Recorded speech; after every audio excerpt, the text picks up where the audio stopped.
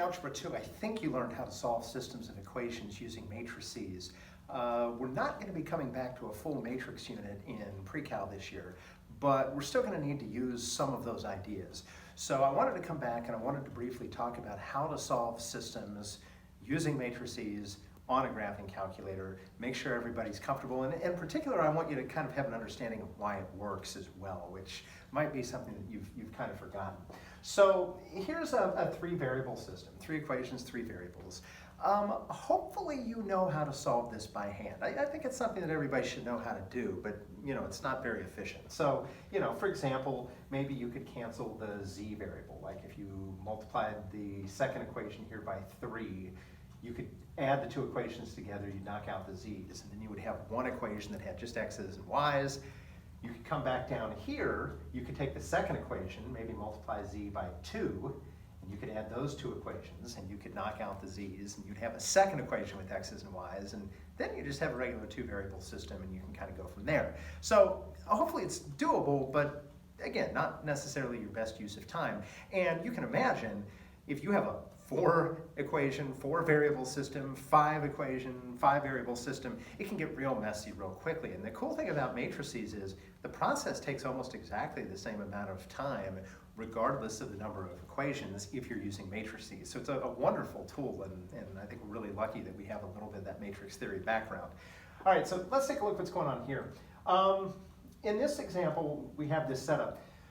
So the concept is that you're going to rewrite the system as a matrix equation, all right? And specifically what's going to happen is you're going to take the coefficients of the original equations and put them in a matrix.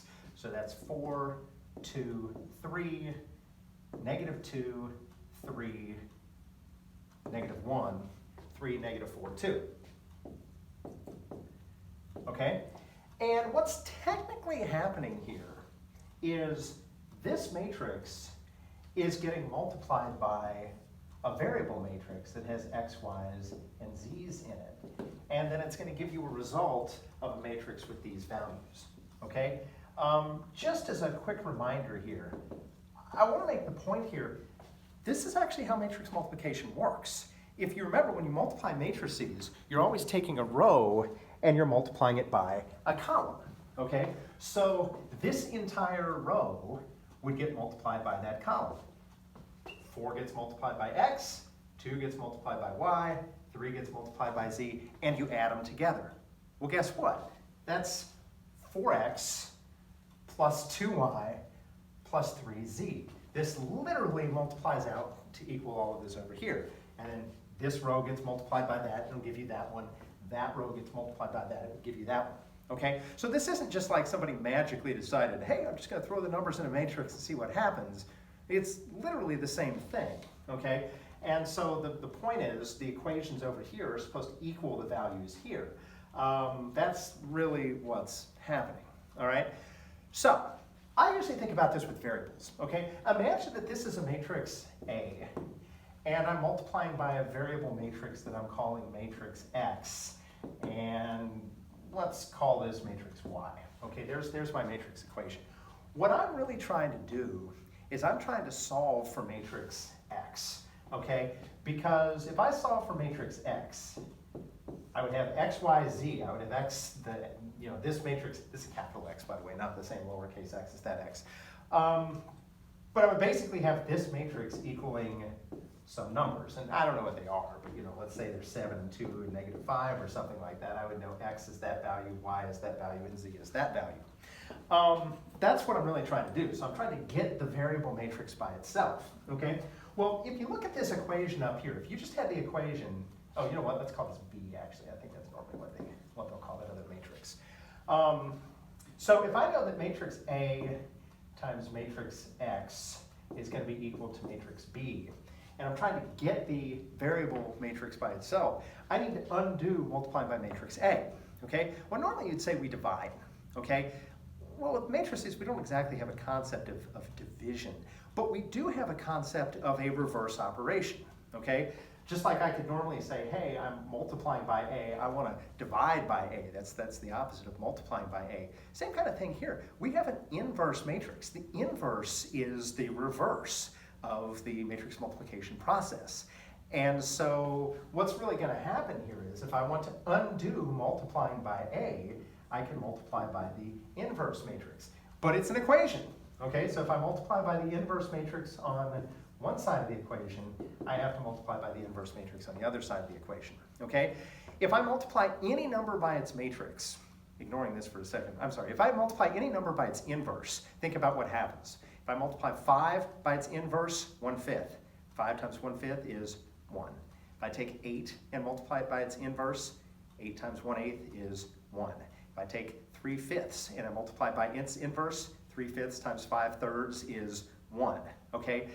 In numbers, you're always going to get the multiplicative identity. You're going to get 1 when you multiply a value by its inverse, okay? With matrices, you're going to get the matrix equivalent of 1 when you multiply a value by its inverse. You're going to get the identity matrix. In this case, it would be the 3x3 identity matrix, 1, 0, 0, 0, 1, 0, 0, 0, 1.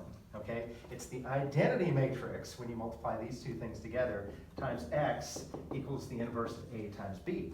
Well, if you think about it, if you multiply any matrix by the identity matrix, you're just going to get back the original matrix. So the identity matrix times x is the same thing as just matrix x, okay? And what this tells me is that all I have to do to get the variable matrix by itself is to multiply the inverse of the coefficient matrix by the answer matrix. That's all I have to do. So again, a lot of you may have just memorized that. Hey, I take the inverse, I multiply by the answer matrix. But I wanted you to see where that comes from, okay? Because again, it might be something you've forgotten. All right, so you should be able to stick all this in your calculator. If you fire up your graphing calculator, you should be able to go to second matrix.